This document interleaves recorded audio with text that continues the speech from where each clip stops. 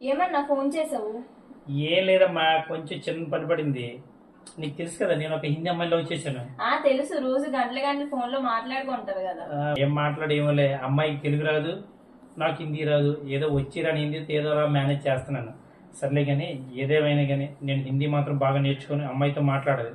ఓకేనా? దీనికి ఏమైనా ప్లాన్ ఉండి చెప్పు. ఉందన్నా, మార్కెట్ లో కొత్తగా ఒక బుక్ వచ్చింది. ఆ బుక్ నువ్వు చదివావు అనుకో, 21 days నీకు కంప్లీట్ గా హిందీ వచ్చేస్తుంది. అవునా? అవును.